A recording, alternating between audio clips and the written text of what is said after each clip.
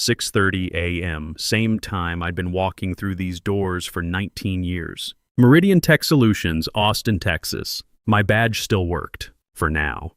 I grabbed my usual black coffee from the break room and headed to my desk. Network Operations Center was quiet this early. Just the hum of servers and the soft glow of monitoring screens. This was my world. Every cable, every switch, every line of code in this building's infrastructure had my fingerprints on it. Luis was already at his workstation, headphones on, probably troubleshooting the Dallas office connectivity issues we'd been tracking. Good kid. I'd trained him myself 8 years ago when he was fresh out of UT.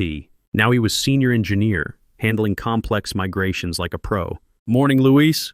He looked up, pulled off his headphones. "Hey, Nate, you see the email about the all-hands meeting today?" I hadn't checked email yet. "What meeting?" "Frank wants everyone in conference room Guadalupe at 9 a.m. Something about exciting new directions and digital transformation initiatives."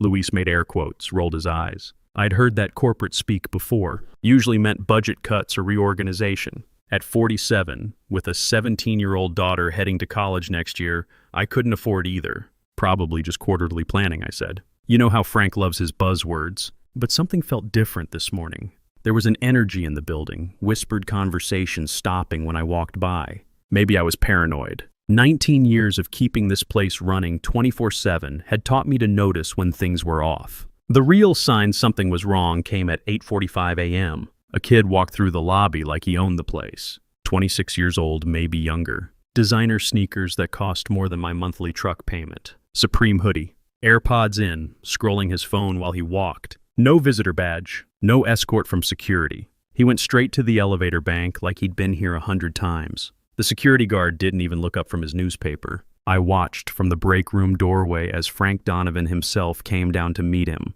Frank, who barely acknowledged employees unless something was broken. Frank, who made us badge in and out for bathroom breaks during crunch time. But this kid got the full treatment. Handshake, pat on the shoulder, big smile. Frank was talking animated, gesturing toward the upper floors. The kid nodded along, still looking at his phone.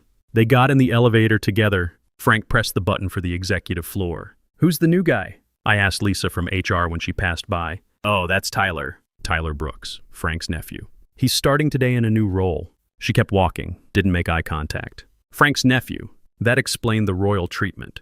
I made it back to my desk with 5 minutes to spare before the all-hands meeting. Luis was already heading to conference room Guadalupe, looking nervous. The rest of the team followed behind him like they were walking to their own execution. Conference room Guadalupe was packed. All 43 employees crammed in, standing room only in the back. Frank stood at the head of the table with his usual PowerPoint remote. Tyler sat to his right, still on his phone. "Good morning, everyone," Frank began. "I want to talk about the future. Technology is changing faster than ever. We need fresh perspectives. We need innovation. We need to think younger." My stomach dropped. I'd heard this speech before at my last company, right before they laid off half the engineering department. Frank clicked his remote. The screen lit up with buzzwords in colorful fonts. Digital transformation, AI-powered solutions, Gen Z leadership. That's why I'm excited to introduce our new Chief Digital Innovation Officer, Tyler Brooks. Tyler looked up from his phone for the first time, gave a little wave. "Hey everyone, super excited to be here. We're going to do some amazing things together." His voice had that California startup inflection. Everything sounded like a question, like he wasn't sure what he was saying. Frank beamed like a proud father. "Tyler brings fresh energy and digital native perspective to our operations. He'll be working closely with all departments to modernize our approach." I felt Luis shift beside me. We exchanged glances. Neither of us had been consulted about any modernization plans. "Now, this does mean some changes to our current structure," Frank continued. "We need to streamline operations, focus on efficiency, embrace new methodologies." The room got quieter. People stopped shifting in their chairs. Effective immediately, we're restructuring the network operations team. Tyler will be taking the lead on all infrastructure decisions going forward. My blood went cold. 19 years. 19 years of building this company's network from the ground up. Weekends spent in server rooms. Midnight calls when systems went down. I'd written every automation script, documented every configuration, trained every junior engineer who'd walked through these doors. "Now, this doesn't mean we don't value experience," Frank said, looking directly at me. "Nate, your institutional knowledge has been invaluable. But companies evolve. Technology changes. Leadership needs to reflect the future we want to build. Tyler leaned forward. I'm really looking forward to learning from everyone, especially the senior team members. What a foundation to inherit. Inherit. Like I was dead already. Frank clicked to the next slide. There will be some redundancies. We'll be conducting individual meetings this afternoon to discuss new roles and opportunities. The meeting ended with polite applause. People filed out quietly, avoiding eye contact. Luis hung back. Nate, this is crazy. You built everything here. They can, I said. And they will. I walked back to my desk and opened my laptop. Started checking access logs, backup procedures, documentation. If they were restructuring, I needed to know what they had and what they didn't. That's when I noticed something interesting in my email archive. October 2019. Email thread with Meridian's legal department about intellectual property assignments. I remembered this now. They'd wanted me to sign a blanket transfer document for all code and systems I'd developed. I'd refused, not out of spite, out of principle. The language was too broad. It would have given them ownership of everything, including personal projects I'd worked on at home, scripts I'd written on my own time to solve problems they couldn't figure out. The lawyer had assured me it was standard procedure. Everyone signed it, but I wasn't everyone. I'd responded that I needed clearer language defining what constituted company work versus personal development. They said they'd revise it and get back to me. They never did. I scrolled through my files, found the unsigned document in my personal folder, right there in black and white. Transfer of all intellectual property rights for systems, code, and methodologies developed by Nathan Crawford during employment with Meridian Tech Solutions. My signature line was blank. The automation scripts that ran their entire network infrastructure, the monitoring systems that prevented downtime, the custom configurations that made their multi-site setup possible. Legally, they belonged to me, Crawford Net. That's what I'd called the core automation suite. 15,000 lines of code written over 5 years. It handled everything from load balancing to security protocols to automatic failover procedures. Without it, their network was just expensive hardware sitting in racks. At 2 p.m., my phone rang. Internal call from HR. Nate, can you come to conference room Austin? Frank would like to speak with you. I saved my work, locked my screen, and walked down the hall. Frank was waiting with Lisa from HR and Tyler. Tyler was still on his phone. Nate, thanks for coming. Please sit down. I sat, kept my hands flat on the table. This isn't easy, Frank began. You've been with us a long time, longer than most people stay anywhere these days. But companies grow. They evolve. We need leadership that reflects where we're going, not where we've been. Lisa slid a folder across the table. We've prepared a generous severance package. I opened the folder. Standard termination paperwork. 2-week severance for every year of service. Health insurance continuation. Non-compete clause. And at the bottom, 3 signatures. Frank Donovan, Lisa Martinez, Luis Ramirez. Luis had signed off on my termination. I looked up at Frank. Luis signed this? We needed input from the senior engineering team about the restructuring. Luis understands the technical requirements going forward. I felt something cold settle in my chest. Not anger, not yet. Just calculation. Can I ask why? Tyler finally looked up from his phone. Look, no offense, but we need someone who speaks Gen Z, not COBOL. The future is AI, machine learning, cloud-native solutions. We can't be held back by legacy thinking. Legacy thinking. 19 years of keeping their systems running was legacy thinking. What's your background, Tyler? He straightened up. MBA from Austin Tech Institute. 3 years at a digital marketing startup. I specialize in disruptive innovation and next-gen solutions. Austin Tech Institute was an online program. The marketing startup had folded 6 months ago. I'd looked him up on LinkedIn during the meeting. Any networking experience? I understand the principles. Technology is technology. It's all about vision and leadership. Frank cleared his throat. Nate, we'd appreciate your help with the transition. Training Tyler on the systems, documenting procedures. We can extend your end date if needed. And if I refuse, Lisa spoke up. The severance package is contingent on cooperation during the transition period. I closed the folder. I'll need to think about it. Of course, take the afternoon. Let us know tomorrow. I walked back to my desk. Luis was waiting by my workstation, looking like someone had shot his dog. Nate, I had to. They said if I didn't support the transition, my position would be redundant too. Maria just had the baby. I can't lose my job. I sat down, opened my laptop. I understand. Do you? You protected your family. Can't fault a man for that. But I didn't look at him when I said it. That night I sat at my kitchen table with a beer and my personal laptop. The one that never touched Meridian's network. Clean slate. I pulled up the unsigned IP transfer document again. Read through the legal language 3 times. The wording was clear. Without my signature, anything I'd developed independently remained my property. Crawford Net wasn't just automation scripts. It was the nervous system of their entire operation. Load balancing algorithms I'd written from scratch. Custom monitoring protocols that predicted failures before they happened. Security frameworks that had prevented dozens of breach attempts. Tyler thought he was inheriting a network. He was inheriting a house of cards. I opened a secure connection to my personal server at home. Started copying files I'd legally created on my own time. Documentation Tyler would never see. Backup configurations he didn't know existed. Access credentials to systems that weren't in any official directory. My phone buzzed. Text from my daughter Sarah. Dad, got my UT acceptance letter today. In-state tuition is $12,000 per semester. Can we make it work? $48,000 for 4 years. With my severance, I could maybe cover 2 semesters. After that, she'd need loans or I'd need a new job fast. At 47, with a specialized skill set, finding equivalent work wouldn't be easy, especially with Meridian's non-compete clause hanging over me. I looked back at the IP document. Then I did something I probably shouldn't have done. I logged into Meridian's network using my personal access credentials. The ones tied to my maintenance account that predated their current security protocols. The ones Luis didn't know about because I'd set them up before he started. Everything was still running on Crawford Net. Every automation script, every monitoring routine, every fail-safe I'd built over 5 years. Tyler's name was nowhere in the code comments or documentation. But that wasn't what caught my attention. Tyler had already started making changes. He'd renamed my primary automation suite from Crawford Net to Brooks Flow. Changed variable names, updated comment headers, even modified the GUI to show his name as the system architect. The kid was claiming ownership of code he couldn't read, let alone write. I made screenshots, documented everything. Then I dug deeper. What I found made me sick. Tyler had disabled 3 critical security protocols. Not modified them, disabled them completely. The intrusion detection system I'd spent 2 years perfecting was offline. The automated backup verification that had saved us from data loss 12 times was gone. The load balancing algorithm that prevented server crashes during peak traffic was replaced with a basic round-robin setup any freshman CS student could write.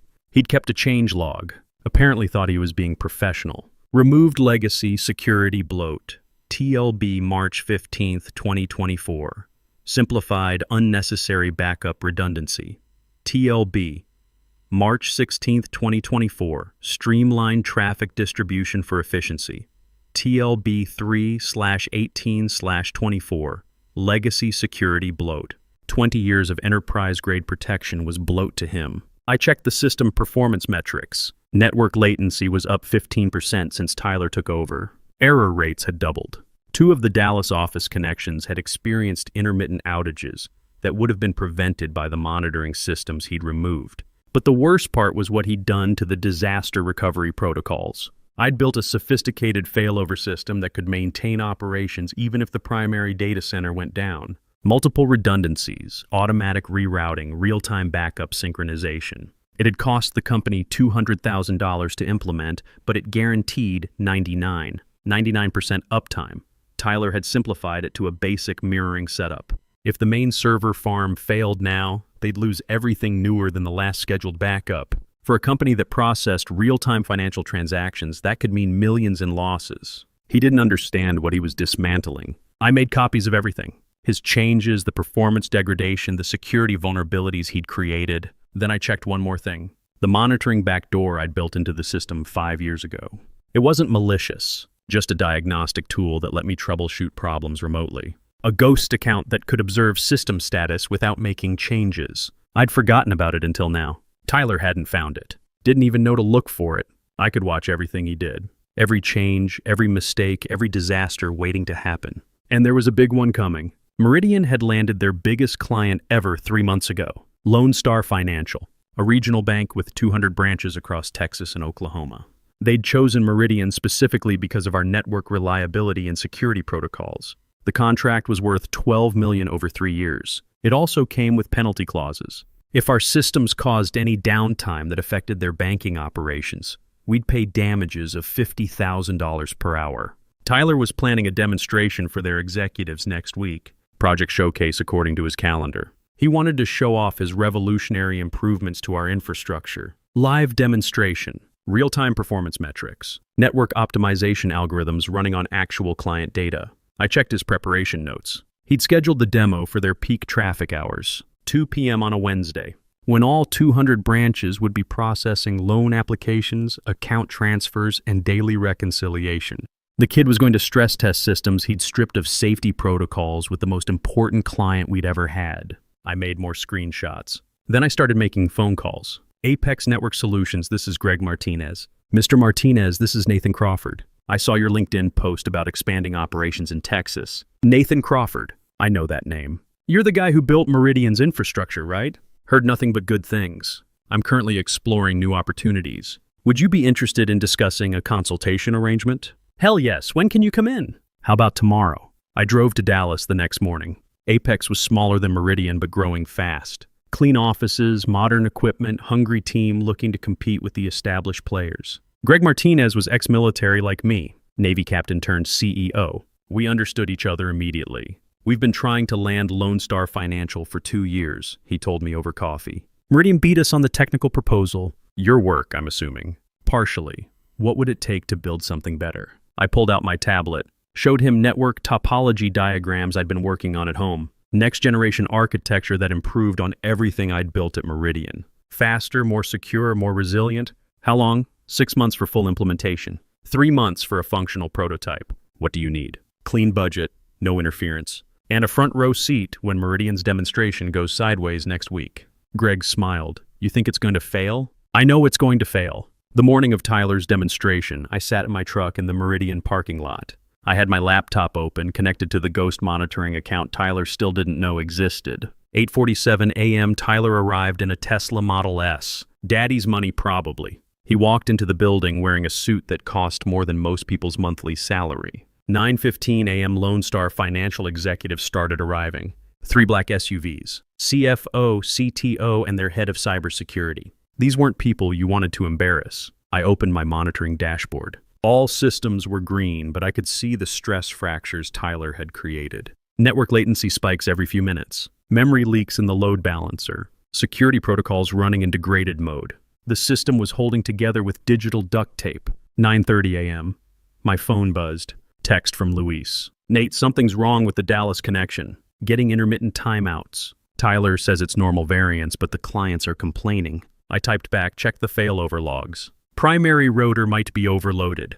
Tyler disabled automatic failover. Says it was causing unnecessary switches. I stared at the message. Tyler had removed the one thing that could save him when the system started failing. 10:45 a.m. Through my monitoring tools, I watched Tyler's team prep for the demonstration. They were running diagnostics on systems they didn't understand, using tools they hadn't built. Luis was in the background looking nervous. He kept trying to get Tyler's attention, pointing at error messages on his screen. Tyler waved him off. 11:30 a.m. I got out of my truck and walked into the building. Used my visitor access to reach the observation area outside the main conference room. Through the glass wall, I could see Tyler setting up his presentation. The Lone Star executives sat at the conference table looking like they'd rather be anywhere else. Bankers don't like dog and pony shows. They want results. Frank stood at the back, beaming with pride. His nephew was about to show off the future of network management. Tyler clicked his remote. The big screen lit up with his slide deck. Revolutionary AI-powered network optimization. The Brooks Flow Advantage. Brooks Flow, my code with his name on it. Gentlemen, what you're about to see represents the next generation of network infrastructure. Real-time optimization, predictive analytics, self-healing architecture. He had no idea what those words meant. Now let's see Brooks Flow in action, Tyler said, clicking to a live dashboard. This is our real-time network monitoring system, processing actual client data from Lone Star's 200 branch locations. The screen showed network traffic flowing across a map of Texas. Green lines connecting cities, data packets moving like digital blood through arteries I'd designed. Tyler pointed at the metrics. As you can see, we're maintaining optimal performance across all nodes. Latency under 50 milliseconds, 0 packet loss. This is the power of next-generation automation. The Lone Star. CTO leaned forward. Impressive. But what happens under stress? Our peak hours can generate 10 times normal traffic. Great question, Tyler said. Let me show you our adaptive load balancing. He clicked a button labeled Simulate Peak Load. I knew what that button did. It would flood the system with artificial traffic to test capacity limits. Under normal circumstances, with my original protocols active, the system would gracefully distribute the load across backup servers and adjust processing priorities to maintain performance. But Tyler had disabled the automatic failover systems, removed the dynamic load balancing algorithms, simplified the traffic management to basic round-robin distribution. The simulation began. Network activity spiked on the dashboard. Tyler smiled confidently as the numbers climbed. Then the first error appeared. A single red dot on the map. Houston branch office. Connection timeout. That's just temporary variance, Tyler said quickly. The system is self-correcting. But I could see what was happening through my monitoring tools. The Houston server was overloaded. Without automatic failover, traffic was still being routed to a node that couldn't handle the capacity. The backup server sat idle while the primary systems crashed. More red dots appeared. Dallas, San Antonio, Austin. Is this normal? The Lone Star CFO asked. Tyler's confidence wavered. Let me just adjust the parameters here. He clicked frantically through menu options, trying to manually redistribute the load. But he didn't understand the underlying architecture. Each change made things worse. The dashboard began flashing warnings. System overload, connection failures, data integrity alerts. Luis stood up from his workstation in the back. Tyler, we need to abort the simulation. The system can't handle— I've got this, Tyler snapped. But he didn't. Half the network was down now. The simulation was cascading into real system failures. The Lone Star executives exchanged glances. Their CTO pulled out his phone, probably checking if their actual banking systems were affected by this disaster. Mr. Brooks, the CFO said coldly, perhaps we should reschedule this demonstration. No, I can fix this, Tyler said, sweat beading on his forehead. He was clicking through system menus at random now, making changes he didn't understand to code he hadn't written. Each modification made the cascade failure worse. More red dots appeared on the map. Error messages flooded the monitoring console. The system was bleeding data packets like a severed artery. Frank stepped forward from the back of the room. Tyler, maybe we should— I said I've got this. But Tyler was panicking now. His hands shook as he tried to navigate the emergency protocols. Protocols I'd written. Protocols he'd never bothered to learn. Through my ghost access, I watched him attempt a manual system restart. The wrong command sequence. Instead of gracefully cycling the servers, he triggered a hard shutdown of the primary data center. The entire network went dark. Complete blackout. 200 bank branches lost connection simultaneously. The dashboard showed nothing but red alerts and timeout errors. The room fell silent except for the sound of cooling fans spinning down. What just happened? The Lone Star CTO asked. Tyler stared at the blank screen. There must be a hardware failure. This isn't software related. Someone sabotaged the system. Luis stood up. Tyler, you initiated an emergency shutdown. I saw the command sequence. We need to restart the failover systems immediately. What failover systems? I streamlined those. They were redundant legacy code. The Lone Star CFO closed his laptop. Gentlemen, I think we've seen enough.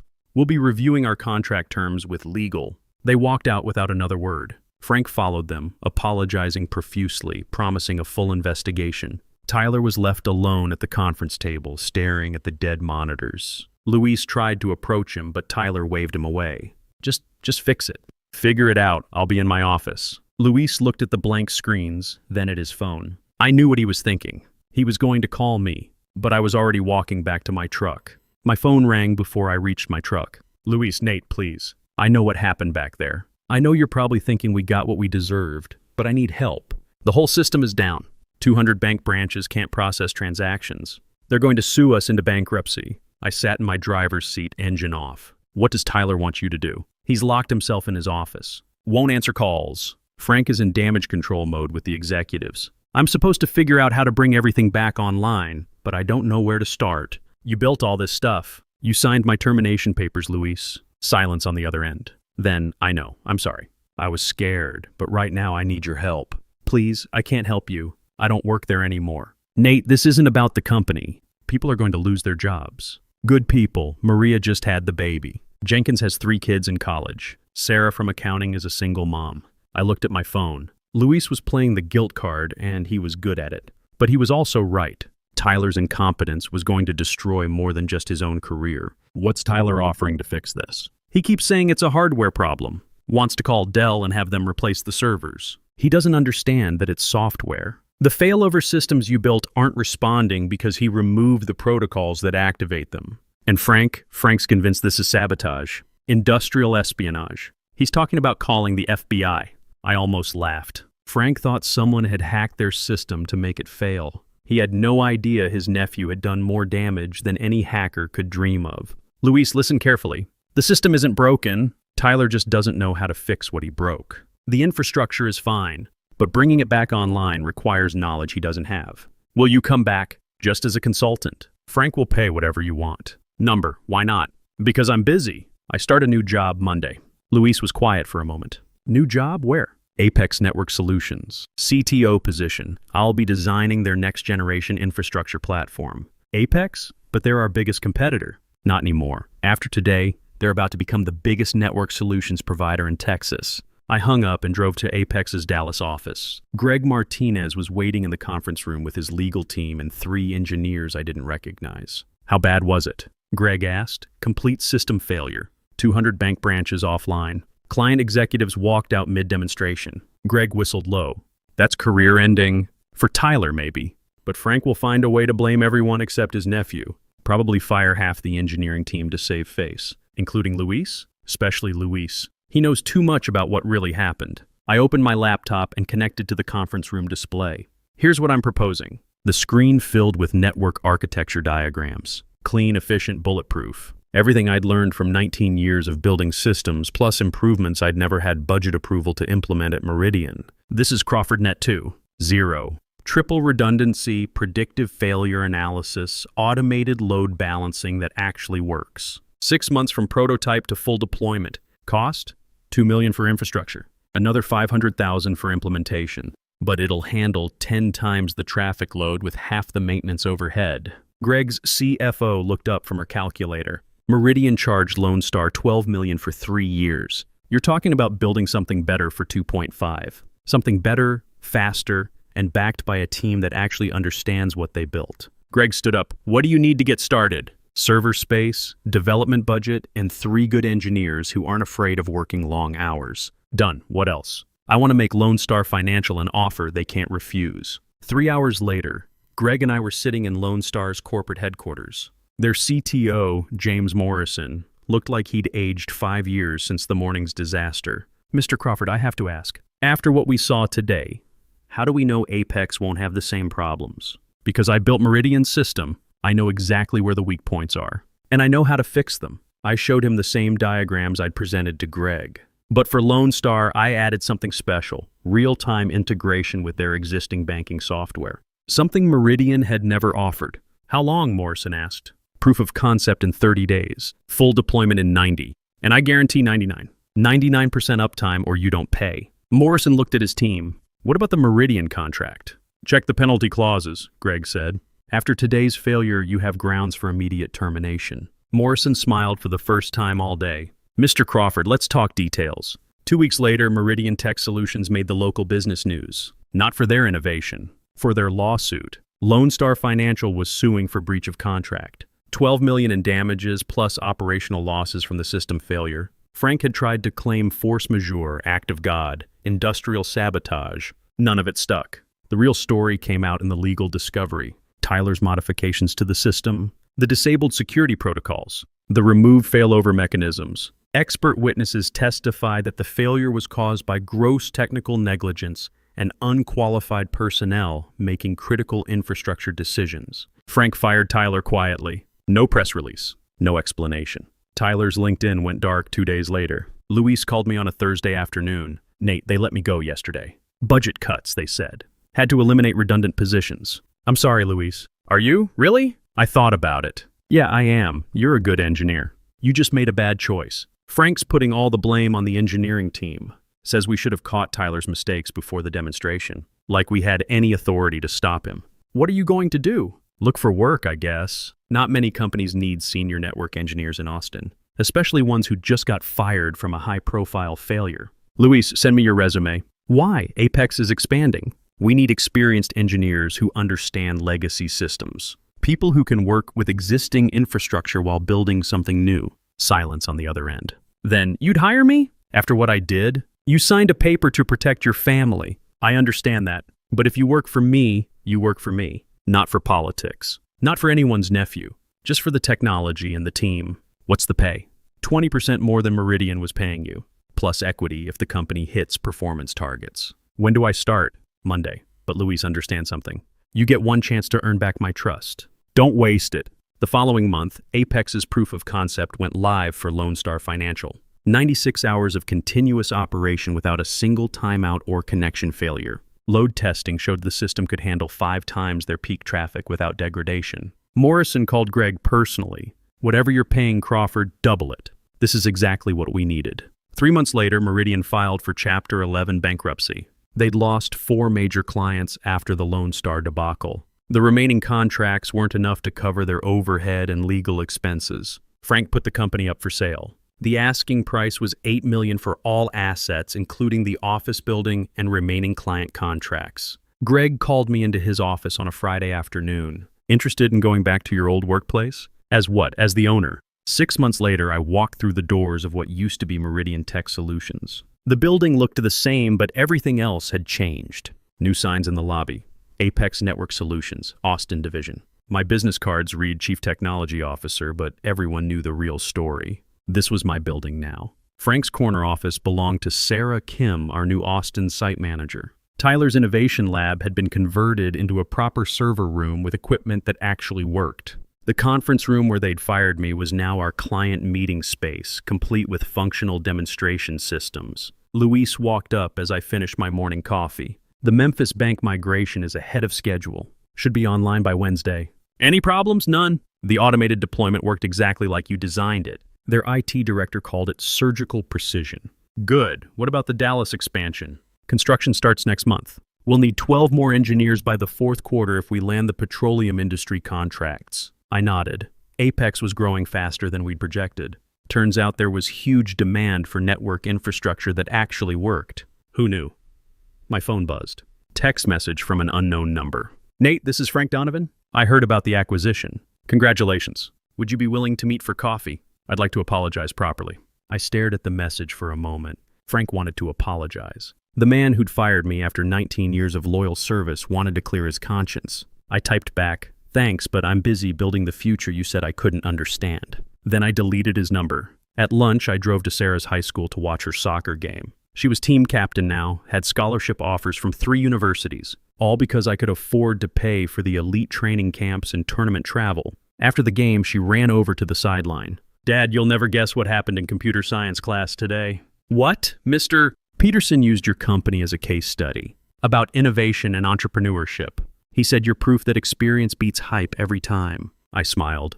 Just remember that when you're older. People will try to convince you that new is always better. Sometimes the old ways work because they're right. Speaking of old, Mom called. She wants to know if you're dating anyone. "Tell your mother I'm too busy building networks to worry about networking." Sarah groaned. "Dad, that's terrible." "Even for you." That evening, I got a call from Greg. "Nate, you need to see the news." I turned on Channel 8. Business segment was running a story about Apex's rapid growth. Local tech company doubles revenue in 6 months after strategic acquisition.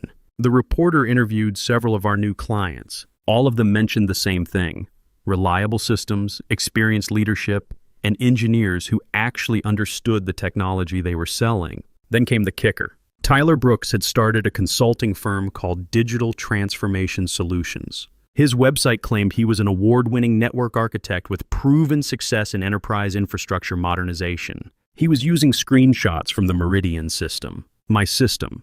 Marketing materials showed network diagrams I'd created, performance metrics from infrastructure I'd built. The kid was literally selling my work as his own resume. "You seeing this?" Greg asked. "Yeah. Want me to call our lawyers?" "Already did." Turns out false advertising and misrepresentation of technical credentials is a serious issue in the consulting world, especially when you can prove the real architect is working for a competitor. How long until his clients figure out he's a fraud? Not long. Word travels fast in this industry, especially after what happened at Meridian. 2 days later, Tyler's website went dark. Digital Transformation Solutions quietly dissolved. LinkedIn showed he'd moved to California to pursue opportunities in sustainable technology ventures. Translation: His uncle found him a job at a solar panel startup where he couldn't break anything important. Meanwhile, Apex landed its biggest contract yet. State of Texas wanted to modernize the network infrastructure for all state agencies. 12-year deal worth $48 million. The bidding process took 3 months. We competed against IBM, Cisco, and 2 other major firms. Our proposal was technically superior and cost-effective, but the real advantage was credibility. I'd spent 19 years building networks that worked. Our competitors had spent 19 years building PowerPoint presentations. During the final presentation, the state CTO asked me directly, "Mr. Crawford, how do we know your systems won't fail like what happened with Meridian?" Because I built Meridian systems too. I know where they went wrong, and I fixed those problems. What went wrong? They put someone in charge who didn't understand what he was managing. That won't happen here. We won the contract unanimously. The signing ceremony was held in the state capitol. Governor's office, press conference, the whole show. I stood behind the podium wearing the same suit I'd worn to my termination meeting 18 months earlier. Only now, instead of signing severance papers, I was signing the largest technology contract in Texas state history. The press conference made the evening news across Texas. Local engineer wins state's largest tech contract. They interviewed me on the Capitol steps, microphones and cameras everywhere. "Mr. Crawford, how does it feel to go from unemployment to landing a $48 million contract in less than 2 years?" "It feels like justice," I said. Good work eventually gets recognized. Sometimes it just takes longer than you'd expect. What's your message to other experienced workers who feel pushed aside by younger management? Don't give up. Your knowledge has value. Find people who appreciate what you bring to the table. That night, my phone rang constantly. Job offers from competitors, interview requests from business magazines, LinkedIn connection requests from people who'd ignored me for years. But the call that mattered came at 11 p.m. "Dad, I saw you on the news. You looked like a total badass." Sarah was calling from her dorm room at UT. Full scholarship, engineering program, following in her old man's footsteps. "Language, kiddo." "I'm 19, Dad. I can say badass now. Besides, it's accurate. My friends are all impressed that my dad is some kind of tech mogul. I'm not a mogul. I'm just an engineer who got tired of being told he was obsolete. Whatever. Point is, you proved them wrong. Oh, and guess what? My computer networks professor assigned your company's white paper as required reading. Apparently you're famous in academic circles now too." After she hung up, I sat on my back porch with a beer, looking up at the stars. Quiet neighborhood, no traffic noise. Just the sound of cicadas and the distant hum of air conditioners. 2 years ago, I'd been packing up my desk in a cardboard box, wondering how I'd pay for Sarah's college. Now she was studying at UT on a full ride, and I was running the most successful network consulting firm in Texas. The revenge hadn't been about destroying Tyler or Frank. It had been about proving that experience matters. That expertise has value, that you can't replace knowledge with enthusiasm and a business degree. My phone buzzed one more time. Text message from Luis. "Boss, the Austin American-Statesman wants to do a feature story about the company. Something about the Phoenix rise of Nathan Crawford. Should I set it up?" I typed back, "Sure. But tell them I prefer the network engineer's revenge." Better headline. The Austin American-Statesman article ran on the front page of the business section. From Fired to Fortune, how Nathan Crawford built Texas's hottest tech company. They interviewed everyone. Greg Martinez talked about our partnership. Sarah Kim discussed the technical innovations. Even some of our clients gave quotes about reliability and service. But the most interesting part was the sidebar story. Where are they now? Frank Donovan had taken early retirement, sold his house in Westlake Hills, and moved to a smaller place in Round Rock. No mention of what he was doing with his time. Tyler Brooks was working as a digital marketing coordinator for a solar panel installer in San Jose. His LinkedIn profile had been scrubbed clean of any mention of network engineering or Meridian Tech. The article mentioned that Meridian's former headquarters building was now home to Apex Network Solutions' flagship Austin office, but didn't elaborate on the irony. I kept a copy of the newspaper on my desk. Not because I was proud of the publicity, but because it reminded me of something important. The story could have ended differently. If I'd been bitter instead of strategic, if I'd focused on revenge instead of rebuilding, if I'd let Tyler's incompetence define my worth instead of proving my value somewhere else. The real victory wasn't destroying Meridian. It was building something better. That afternoon, I got a visitor I wasn't expecting. Security called up from the lobby. "Mr. Crawford, there's a Frank Donovan here to see you. Says he doesn't have an appointment, but hopes you can spare a few minutes." I could have said no. Should have said no, probably. But curiosity won. Send him up. Frank looked older than his 60 years. Gray hair, tired eyes, cheap suit. Not the confident executive I remembered. Nate, thank you for seeing me. What do you want, Frank? He sat down across from my desk, the same desk where I'd signed the state contract 3 months earlier. I wanted to apologize. Properly, not in a text message. Okay, you've apologized. Anything else? I need you to understand something. Firing you wasn't personal. I thought I was doing what was best for the company. Tyler had ideas about modernization, digital transformation. It sounded like the future. The future of what? Systematic failure? Frank winced. I know now that I was wrong. About Tyler, about you, about everything. I leaned back in my chair. Frank, you fired a guy with 19 years of experience to make room for your nephew who didn't know the difference between a router and a switch. That wasn't a business decision.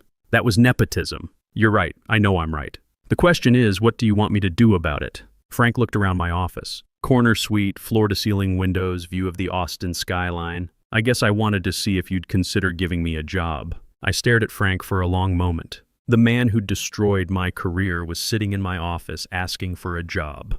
The irony was so thick you could cut it with a network cable. What kind of job, Frank? Anything. Sales, account management, project coordination. I know the industry. I have relationships with potential clients. I could bring value to the team. You fired me to hire your incompetent nephew. Now you want me to hire you because you have relationships? Frank's shoulders sagged. I know how it sounds. But I'm 60 years old, Nate. Nobody wants to hire a failed CEO. My savings are gone from the bankruptcy. My wife left me 6 months ago. I'm living in a 1-bedroom apartment and driving a 10-year-old Honda. I felt a flicker of something. Not pity exactly, but recognition. I knew what it was like to have your world collapse overnight, to wonder how you'd pay the bills or maintain your dignity. But I also remembered sitting in that conference room, listening to him explain why my 19 years of loyalty meant nothing compared to his nephew's MBA from an online program. Frank, let me ask you something. When you fired me, did you think about what would happen to my family? My daughter's college fund? My mortgage payments? No, he said quietly. I didn't think about any of that. But you want me to think about yours? Frank looked at his hands. I suppose I deserve that.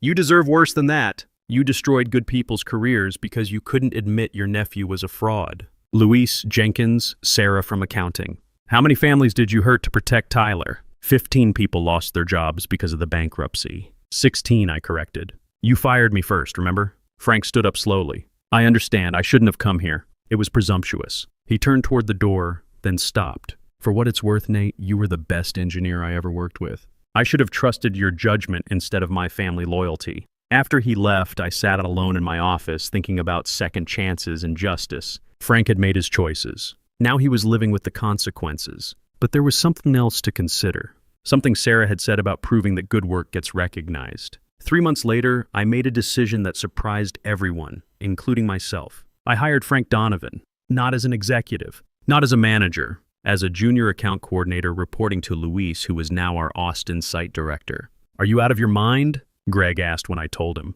The guy fired you. He destroyed his own company through incompetence. Why would you want him here? Because he knows the industry, because he understands his mistakes, and because everyone deserves a chance to rebuild. Even people who don't deserve it, especially people who don't deserve it. Frank's first day was awkward for everyone. He sat in the same building where he'd once been CEO, taking direction from engineers he'd previously managed. But he worked hard, kept his head down, followed instructions without complaint. After 6 months, he'd brought in 3 new clients. Small contracts, nothing major, but steady business. He'd learned to listen to the technical team instead of dismissing their concerns. Luis pulled me aside one afternoon. Boss, I have to admit, Frank's been helpful. He knows how to talk to executives, translates the technical stuff into business language they understand. Think he's learned his lesson? I think he's learned that being CEO doesn't make you smart, and being smart doesn't make you CEO. The real test came when Frank brought us a potential client who specifically requested Tyler Brooks to handle their project. Apparently, Tyler had reached out to them from California, claiming he could provide better service than his former company. Frank came to my office with the email. They want to know if we can match Tyler's technical credentials and experience. I read the message. Tyler was still claiming credit for the Meridian infrastructure, still pretending he understood network architecture. What do you want to do? Frank asked. Forwarded them the court documents from the Meridian bankruptcy case, the ones where expert witnesses testified that Tyler's modifications caused the system failure. Then send them our actual client references. Frank nodded. And Tyler? Tyler made his choice. He can live with the consequences. The client chose us. Tyler's consulting pitch died quietly, just like his previous ventures. A year later, I stood in the same lobby where I'd once carried a cardboard box full of personal items. But now there was a different display case by the elevators. Austin Business Journal, Technology Executive of the Year, Nathan Crawford, Chief Technology Officer, Apex Network Solutions. Below that, a smaller frame. Austin Tech Weekly, Comeback Story of the Decade, From Fired Engineer to Industry Leader. Frank walked by with a stack of client proposals. He paused at the display case. Congratulations, Nate.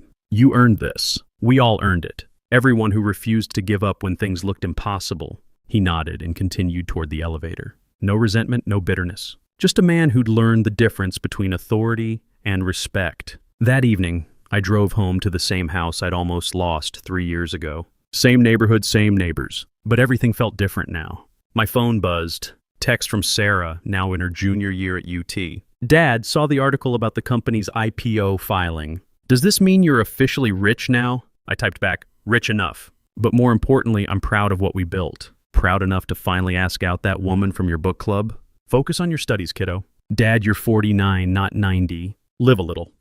I smiled and put the phone away. Maybe she was right. Maybe it was time to focus on building something other than networks. But first, I had one more thing to finish. I opened my laptop and started typing. The Network Engineer's Revenge, a true story of corporate betrayal and professional redemption. Because sometimes the best revenge is simply telling the truth.